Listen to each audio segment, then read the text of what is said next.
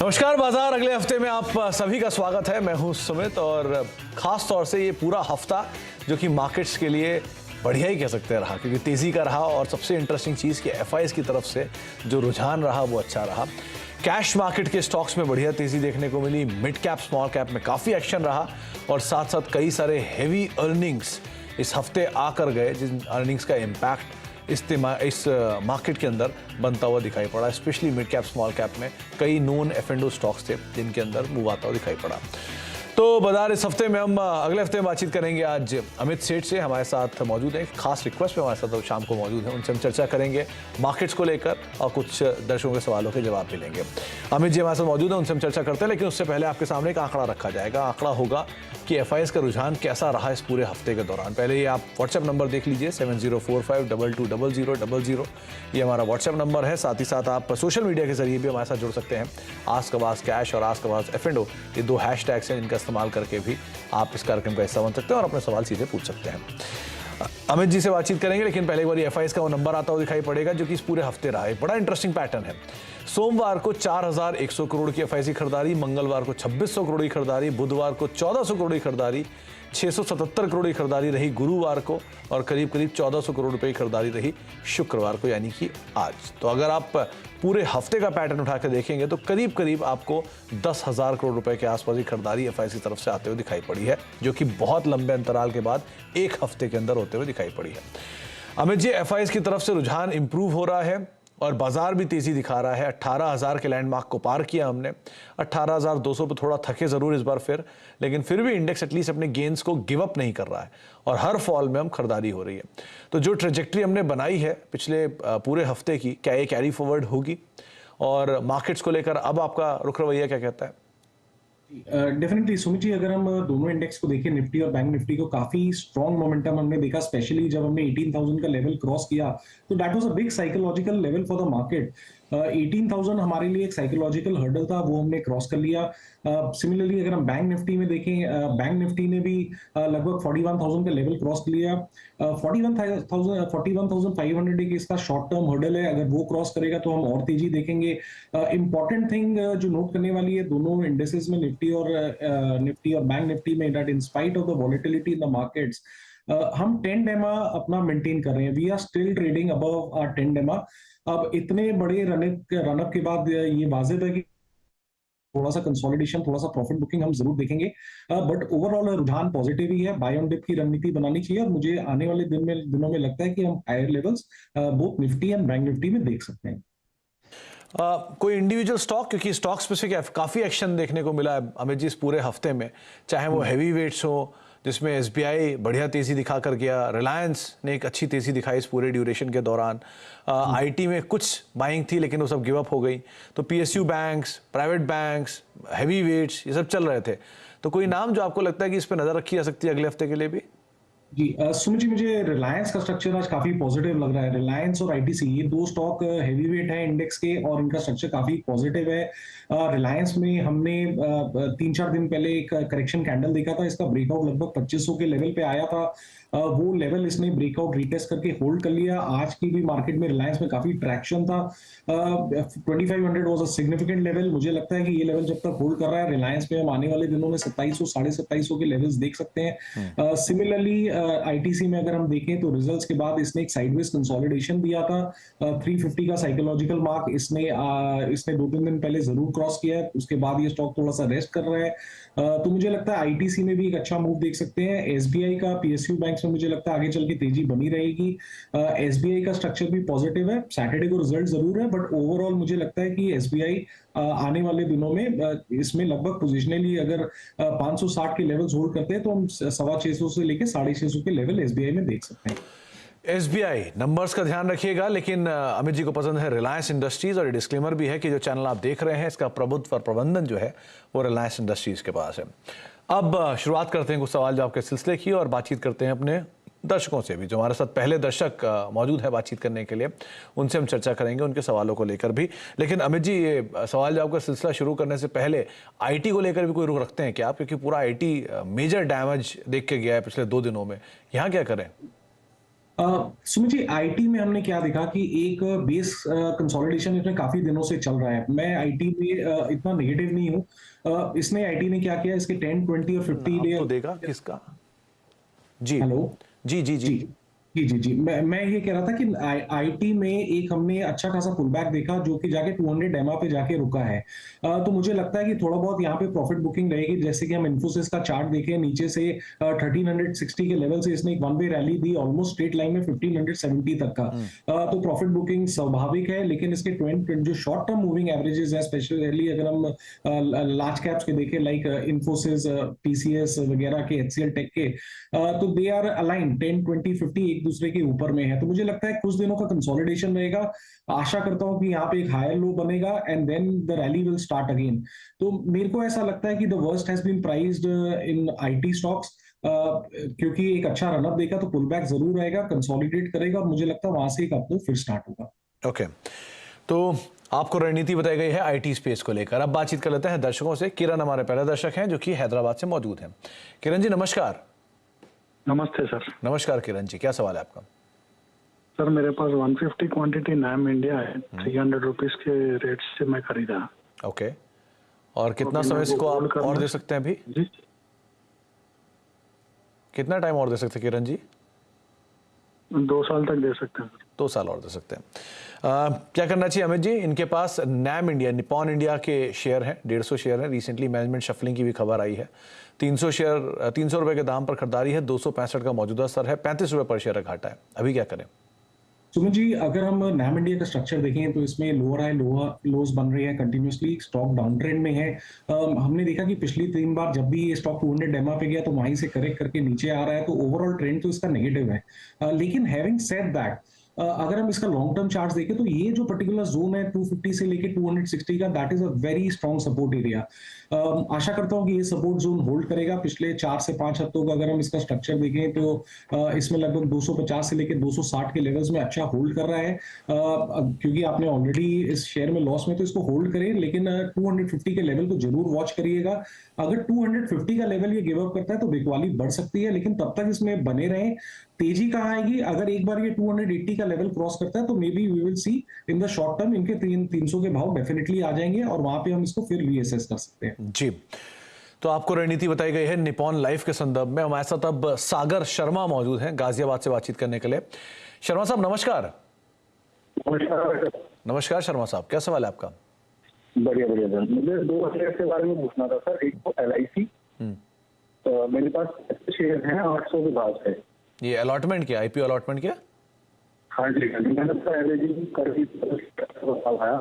Okay, और एक मुझे HDFC के बारे में पूछना है। मेरे पास 50 शेयर है 2460 रुपए के भाव से। आप HDFC लिमिटेड की बात कर रहे हैं राइट? हाँ जी सर। ओके, और दोनों में नजरिया क्या रखते हैं आप शर्मा साहब? सर कितना टाइम फ्रेम आप दे सकते हैं इसको? और सर मैं 2 साल और दे सकता हूँ। 2 साल आप और दे सकते हैं। ओके, अमित जी, एक तो है HDFC लिमिटेड, 2460 के दाम पर खरीदारी है। 2486 का मौजूदा स्तर यहाँ पर देखने को मिला। करीब करीब 24 रुपये या 26 रुपये पर शेयर का फायदा है इन्हें। ये 50 शेयर हैं इनके। दूसरा नाम जो है वो है LIC का, जहाँ पे उन्होंने 800 रुपये के दाम पर खरीदारी की है और 628 रुपये। इनफैक्ट यहाँ तो किसी भी निवेशक को कुछ नहीं मिला जब से लिस्ट हुआ तब से अब तक। आपके पास चार्ट्स बहुत होंगे नहीं, क्या करना चाहिए इन दोनों में? मैं सुमित जी पहले LIC को कवर करता हूं कि जैसे हम सबको पता है कि जब से ये IPO लिस्ट हुआ उसके बाद इसमें हमने कंटिन्यूअस एक डाउनफॉल देखा है। लोअर हाई लोअर लोज बन रहे हैं। हमने ये इसका, जैसे कि आपने सही कहा, डेटा बहुत कम है। पिछले कुछ सत्रों में हमने देखा कि किसमें पुल बैक आया 580 के लेवल से 632 के लेवल तक। यहाँ पे ऑलमोस्ट हमारा 50 डे एक्सपोनेंशियल मूविंग एवरेज आता है। हर बार स्टॉक यहाँ से रिबाउंड कर जाता है। तो मेरा कहने का मतलब ये है कि अगर एक बार ये 640 क्रॉस करता है तो in the very near term 660 670 के लेवल्स इसमें आ सकते हैं। इन दैट केस अपना एक स्टॉप लॉस रखिए 600 के लेवल पे। ओवरऑल चार्ट स्ट्रक्चर अभी तक तो नेगेटिव है। पुल बैक में अगर आपको कोई बेटर अपॉर्चुनिटीज मिले तो मेरे हिसाब से इसमें से एग्जिट करना चाहिए। और HDFC लिमिटेड को लेकर? जी, एचडीएफसी लिमिटेड सुमित जी, बहुत बेटर स्ट्रक्चर है। एचडीएफसी लिमिटेड ने एक राउंडिंग बेस फॉर्मेशन बनाया है। It's a blue chip company. Stock ने ओवरऑल मार्केट को अंडर परफॉर्म किया अगर हम बाकी इसके पीयर्स को देखें तो, बट अब कहीं ना कहीं मुझे जाके ऐसा लग रहा है कि इसका स्ट्रक्चर काफी पॉजिटिव हो गया। 2400 के लेवल पे लगभग इसने एक ब्रेकआउट दिया है और आने वाले दिनों में मुझे लगता है कि इसमें आप 2600 2650 के लेवल्स देख सकते हैं। If you are a trader तब अपना स्टॉप लॉस मेंटेन करें लगभग 2400 के आसपास। अगर आप इन्वेस्टर हैं तो 2300 के लेवल से एचडीएफसी लिमिटेड को होल्ड करें। तो आपको रणनीति बताई गई है एलआईसी और एचडीएफसी लिमिटेड दोनों के संदर्भ में। कामेश्वर हमारे साथ मौजूद है रांची से बातचीत करने के लिए। कामेश्वर जी नमस्कार, सवाल पूछिए। हाँ, नमस्ते नमस्ते जी, नमस्ते। नमस्कार सर। सर सवाल पूछिए। मेरा सवाल है एचडीएफसी लाइफ पर मेरे पास 140 शेयर है और 675 का खरीद है। और दूसरा जो प्रश्न है एनएमडीसी पर, एनएमडीसी का 250 शेयर मेरे पास है और 118 रुपए का खरीद है। 130 गया था लेकिन हम बेचे नहीं, एक दिन ये कब अचानक की खरीदारी आपकी एनएमडीसी में? एक डेढ़ महीना के ओके आसपास के। तो आपको जो आप भाव में एडजस्टमेंट देख रहे हैं, जो एकदम से गिरावट जिसकी आप बात कर रहे हैं, वो बेसिकली डीमर्जर हुआ है। इनके स्टील कारोबार अलग हुआ है, उसके बाद वाला कारोबार है। तो अगर आप एलिजिबल होंगे तो आपको उसके लिए भी शेयर अलग से मिलेंगे। तो इसलिए आपको इतना भाव में डिस्क्रिपेंसी लग रही है। लेकिन बाकी राय अमित की मैं ज़रूर आपको दिलवाता हूँ। अमित, एक है HDFC life, largely under performer है एचडीएफसी ग्रुप का ये। इनको लॉस है काफ़ी ज़्यादा उसमें, 125 रुपये पर शेयर का। और दूसरा है एनएमडीसी, जहाँ पर डीमर्जर हुआ है तो कॉर्पोरेट एडजस्टमेंट भी है। क्या करना चाहिए दोनों में? सुमित जी, एचडीएफसी लाइफ में इनफैक्ट अगर देखा जाए तो काफी सारे निवेशक इसमें फंसे हुए हैं। एचडीएफसी का नाम सबको अच्छा लगा, लेकिन अगर टेक्निकली चार्ट को देखें तो इसमें कंटिन्यूअस लोअर हाई लोअर लोज बन रहे थे। इनफैक्ट अभी तक बन रहे हैं। स्टील डिवीजन निकल गया जी, अपने 200 डेमा के नीचे ट्रेड कर रहा है। But having said all that, 500 510 का लेवल इसका बहुत स्ट्रॉन्ग लेवल है। मुझे स्ट्रक्चर देखे, long term medium term structure देखे ऐसा लगता है कि 500 510 नहीं वॉयलेट होना चाहिए बेस्ड ऑन टेक्निकल एनालिसिस। तो स्टॉक में बने रहे। मुझे लगता है कि इनका लॉस इसमें डेफिनेटली कवर होने के अच्छे चांसेस हैं। एक बार अगर स्टॉक 598 से 610 के लेवल्स मीडियम टर्म में क्रॉस करता है तब हम वहां पे एक अच्छी तेजी देख सकते हैं। मुझे लगता है कि एक बार ये स्टॉक साइडवेज कंसोलिडेशन में है with 500 as a strong support and 600 615 as a resistance. और सेकंड स्टॉक जो इन्होंने कहा है NMDC limited, this stock is definitely in an up trend. Stock में पोजीशन बनाई रखनी चाहिए। स्टॉक ने एक अच्छा खासा कंसोलिडेशन दिया 200 एमआ के आसपास, जो 88 से 92 के लेवल्स के आसपास है। इसमें कंटिन्यूस हायर हाई हाई लोज बन रहे हैं। मोमेंटम इंडिकेटर्स भी काफी स्ट्रॉन्ग है एनएमडीसी में। तो एनएमडीसी में डेफिनेटली बने रहे। अगर आप इन्वेस्टर हैं तो इस पे थोड़ा सा डीप स्टॉप लॉस 102 का रखिए। मुझे ऐसा लगता है कि 125 से 130 के लेवल्स एनएमडीसी में शॉर्ट टर्म में आ सकते हैं। आपको रणनीति बताई गई है दोनों स्टॉक को लेकर। और कामेश्वर साहब, एक बार ये अपने अकाउंट्स को आप दोबारा चेक कर लीजिएगा कि आपके पास ये शेयर थे कि नहीं डीमैट में। उसके अकॉर्डिंग आपको आइडिया लग जाएगा कि ये आपको डीमर्जर के शेयर मिलेंगे कि नहीं। अब देसाई साहब से बातचीत करते हैं, कोल्हापुर से हमारे साथ मौजूद हैं। देसाई साहब नमस्कार, सवाल पूछिए। हेलो। या समृद्धि जी नमस्कार, सवाल पूछिए। नमस्ते। मेरा सवाल है कि मेरे पास कैनरा बैंक के 100 शेयर्स है जो मैंने 226 के भाव से लिए थे। 226 के दाम पर, राइट? हाँ। Okay. और एक अच्छा प्रॉफिट के लिए मुझे कब तक वो होल्ड पे रखना चाहिए? तो समृद्धि जी, आपको ऑलरेडी करीब करीब 60 रुपए पर शेयर का प्रॉफिट हो रहा है, जो कि आपकी एग्जिस्टिंग पोजीशन में 30% होता है। और कितना अच्छा प्रॉफिट आपको चाहिए? नहीं, मतलब लॉन्ग टर्म के लिए। अच्छा, तो आपने खुद ही बता दिया लॉन्ग टर्म के लिए आप रखेंगी। खैर अमित जी, इनके पास केनरा बैंक है, 30% पर शेयर के आसपास का मुनाफा है इन्हें। और ये लॉन्ग टर्म मतलब समय दे सकते हैं, कोई दिक्कत नहीं है। लेकिन ये मुनाफा और बांध लें, थोड़ा पैसा लेकर निकल जाएं, बनी रहें, क्या स्टॉप लॉस रखें, क्या करें? जी, सुमित जी, पहले तो मैं इन्हें बधाई देना चाहूंगा कि इनका स्टॉक सिलेक्शन काफी अच्छा रहा है। Canara bank is one of the out performers. PSU banks में काफी ट्रैक्शन है और कैनरा बैंक का चार्ट अभी भी काफी स्ट्रॉन्ग है। अगर इसका वीकली चार्ट देखिए तो it's on the verge of inverse head and shoulder breakout. मेरे हिसाब से स्टॉक में डेफिनेटली बने रहना चाहिए सिंस ये इन्वेस्टर्स हैं। तो एक 260 का स्टॉप लॉस रखिए। मुझे ऐसा लगता है कि 2 से 3 महीने में इसमें 360 से 370 के लेवल्स हम डेफिनेटली देखेंगे।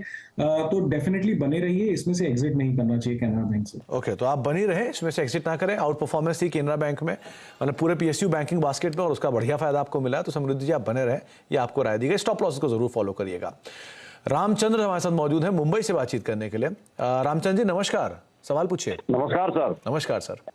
हाँ सुमित जी नमस्कार। मैं आपका नियमित व्यूअर हूँ सीएनबीसी आवाज का। मैं आपका ही चैनल केवल देखता हूँ और कोई बहुत चैनल बहुत नहीं शुक्रिया देखता। रामचंद्र जी, बहुत बहुत शुक्रिया।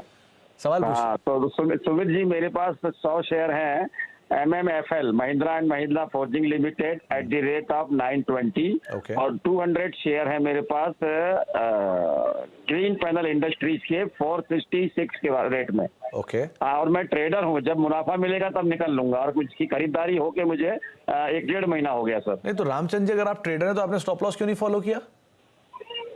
सर फंडामेंटल स्टॉक दिए थे आनंद राठी ने, इसलिए सर।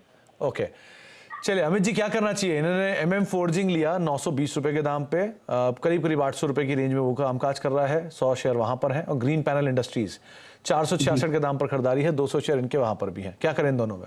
सुमित जी अगर MM फोर्जिंग का चार्ट देखें तो यहाँ पे भी प्रॉब्लम ये है कि स्टॉक 200 EMA के नीचे ट्रेड कर रहा है। लेकिन हमने पिछले कुछ दिनों से देखा कि इसका एक स्ट्रॉन्ग सपोर्ट लेवल है 745 के आसपास। तो मेरी राय इनको यही है कि अभी तो बने रहे, लेकिन अगर 745 का लेवल ब्रेक होता है तो डेफिनेटली एग्जिट करें। Stock is in a sideways consolidation mode. जब तक 855 के लेवल ये क्रॉस नहीं करता, मुझे लगता है यही रेंज में घूमता रहेगा।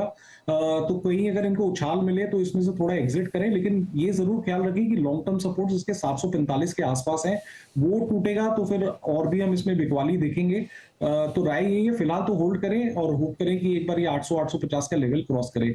और दूसरा स्टॉक मेरे ख्याल से इन्होंने कहा था ग्रीन पैनल जी। सुमित जी ग्रीन पैनल का चार्ट इतना बढ़िया नहीं है, क्योंकि कंटिन्यूअसली लोअर हाई लोअर लोज बन रहे हैं। स्टॉक अपने in fact 10 day exponential moving average के भी नीचे है, 200 EMA बहुत ऊपर है, सारे शॉर्ट टर्म मूविंग एवरेजेस के नीचे है। स्ट्रक्चर काफी नेगेटिव है। यहाँ पे भी हमारा अब इमीडिएट सपोर्ट बनता है लगभग 351 के आसपास। वो टूटेगा तो एक्सटेंडेड सेलिंग देखेंगे। ऑन अपसाइड 400 425 के आसपास इसका एक स्ट्रॉन्ग रेजिस्टेंस एरिया है।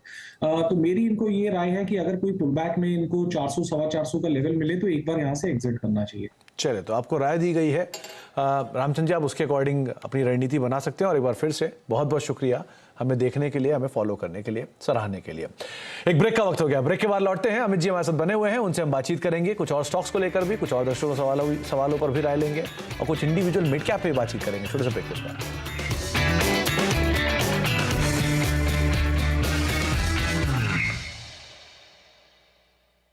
आप देख रहे हैं बाजार इस अगले हफ्ते, और हमारे साथ बातचीत करने के लिए कोलकाता से अमित सेठ सर मौजूद हैं, जिनसे हम पूछ रहे हैं उनके सवालों, मतलब लोगों के सवालों पर उनकी राय, और साथ साथ बाजार को लेकर उनकी राय रणनीति। हमारे साथ जॉयजीत दास साहब मौजूद हैं कोलकाता से बातचीत करने के लिए। दास साहब नमस्कार। हाँ नमस्कार। नमस्कार दास साहब, क्या सवाल है आपका? नमस्कार।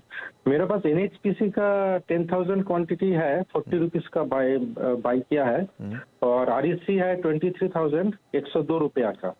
ओके, तो ये short term to medium term का क्या व्यू रहेगा इसमें?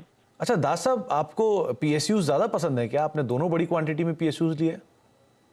नहीं, REC में थोड़ा सा डिविडेंड अभी आ रहा है। अच्छा, तो अच्छा खासा डिविडेंड दे रहा है, और NHPC में देखा तो थोड़ा मूवमेंट हो रहा था कुछ दिन से, इसीलिए लिया है। ओके। अमित जी, NHPC बड़े लंबे अंतराल के बाद, शायद 10 साल बाद, इसमें ये 12 साल बाद ये भाव आया है वापस 43-44 रुपए, क्योंकि ये इशू प्राइस के बाद पहली बार इस लेवल तक आया है IPO के बाद से। और उसके बाद दूसरा है REC, दोनों में इनकी अच्छी खासी बड़ी क्वांटिटी है, 10,000 शेयर NHPC के, और साथ साथ REC के 23,000 शेयर। क्या करना चाहिए? मीडियम टर्म इन्वेस्टर है जी सुमित जी, फिलहाल तो NHPC का स्ट्रक्चर काफी पॉजिटिव है। निफ्टी को स्टॉक आउट परफॉर्म कर रहा है, मोमेंटम इंडिकेटर्स काफी स्ट्रांग है। इसके medium term short term charts देखें तो हायर हाई लोज बन रहे हैं। इनफैक्ट आज के सत्र में हमने एक इसमें बहुत ही बुलिश कैंडल देखा विद वॉल्यूम, जिसने अपने 20 EMA पे रेस्ट करके आज क्लोजिंग दी है 10 EMA के ऊपर। तो इट्स अ परफेक्ट चार्ट जिसमें pullback is working really well. NHPC में इन्हें बने रहना चाहिए। 4380 का करंट प्राइस है। स्टॉप लॉस इनका जो एंट्री लेवल है मेरे ख्याल से 40 वही रहना चाहिए, मेंटेन करना चाहिए ट्रेडिंग के लिहाज से। और मुझे ऐसा लगता है जिस हिसाब से इस स्टॉक में स्ट्रेंथ है, पहले 48 और उसके बाद 53 54 के टारगेट्स इमीडिएट शॉर्ट टर्म में इसमें NHPC में पॉसिबल है। तो NHPC में आप बने रहिए। आरएससी में अगर हम देखें तो आरएससी ने एक काफी दिनों का अंडर परफॉर्मेंस दिया था, उसके बाद स्टॉक ने एक राउंडिंग बॉटम फॉर्मेशन देखा। उसके बाद हमने देखा कि करीबन 7 से 8 सत्रों में स्टॉक ने 94 का ऑलमोस्ट 106 के लेवल्स पे आ गया है। आरएससी में भी हमने देखा कि वन साइडेड मूव है। डेफिनेटली यहाँ पे कंसोलिडेशन जरूर हो सकता है, हल्का फुल्का पुल बैक जरूर हो सकता है, लेकिन आरएससी में बने रहना चाहिए। स्टॉप लॉस हमारा रहना चाहिए 97 के लेवल का, और मीडियम टर्म में मुझे ऐसा लगता है कि 115 से 120 के टारगेट्स आरएससी में पॉसिबल है। तो आपको रणनीति बताई गई है, आप दास साहब अकॉर्डिंगली यहाँ पर ट्रेड कर सकते हैं। अमित जैन हमारे साथ मौजूद हैं सोनीपत से बातचीत करने के लिए। जैन साहब नमस्कार, सवाल पूछिए। सर नमस्कार। नमस्कार जैन साहब। सर मेरा सवाल है 250 शेयर मैंने ली बैंक ऑफ इंडिया, ओके, 47 रुपए पे जी 47, और 25 शेयर पीसी ज्वेलर है 20 रुपए 25 पैसे पे। ये पीसी ज्वेलर में पोजीशन लेने की कोई खास वजह जैन साहब? एक्चुअली सर ये काफी टूट गया था नीचे से ऊपर के भाव से, तो इसलिए मैंने बाय किया था। तो आपने पीसी ज्वेलर खाली 25 क्यों खरीदा? वो भी 250 ले लेते आप। नहीं, एक्चुअली मैंने 500 क्वांटिटी ली थी इसकी, ओके, तो और आप वो बाकी मैंने प्रॉफिट बुक करते करते अब ये 25 रुपए तो फ्री शेयर है, राइट? जी जी जी। ओके अमित जी, इनके पास बैंक ऑफ इंडिया के 250 शेयर है 47 रुपए के दाम पर, और दूसरा पीसी ज्वेलर के करीब करीब 25 शेयर है जो कि ऑलमोस्ट फ्री के हैं। तो मैं होल्ड कर सकता हूँ 1 से 2 साल से, और ये 1 से 2 साल होल्ड भी कर सकते हैं। क्या करना चाहिए? जी Sumit ji, bank of India का चार्ट देखें तो इसमें काफी अच्छा प्राइस वॉल्यूम ब्रेकआउट देखा, जैसे कि हमने हर पीएसयू बैंक में देखा। लगभग 27 अक्टूबर से इसमें वॉल्यूम का ब्रेकआउट हुआ था। प्राइस उस समय लगभग 50 का था, अभी currently it is trading at 67, और इनफैक्ट आज और कल का भी 17 हम देखें तो वॉल्यूम्स और डिलीवरी इसके काफी हाई हैं। जब इतने स्मॉल बैंक में अगर इतना ज्यादा हम वॉल्यूम और प्राइस का ब्रेकआउट देखें तो मोमेंटम मेंटेन रहता है। मुझे लगता है कि आने वाले दिनों में इसमें हायर लेवल्स दिखेंगे, बट क्योंकि एक इन्वेस्टमेंट है, स्टॉप लॉस होना चाहिए। तो मैं इन्हें सलाह ये दूंगा कि स्टॉप लॉस आप 61 रुपीज का रखिए, और आने वाले दिनों में इसमें 75 से 80 के टारगेट्स हम देख सकते हैं। सेकंड स्टॉक जो इन्होंने कहा पीसी ज्वेलर्स में भी हमने एक वन साइडेड मूव देखा है। It is almost at 100 rupees, क्योंकि इसमें बहुत ही अच्छा रनअप देख लिया। तो मेरी सलाह ये है कि we wouldn't like to lose जो हमने गेन्स 20 के भाव में जब लगभग लिया था 100 के लेवल्स आ चुके हैं, क्योंकि there is no sign of weakness. आप बने रहें, लेकिन 93 का एक ट्रेलिंग स्टॉप लॉस रखे। 93 के नीचे जाता है तो अपने प्रॉफिट्स एक बार मान लीजिए जी।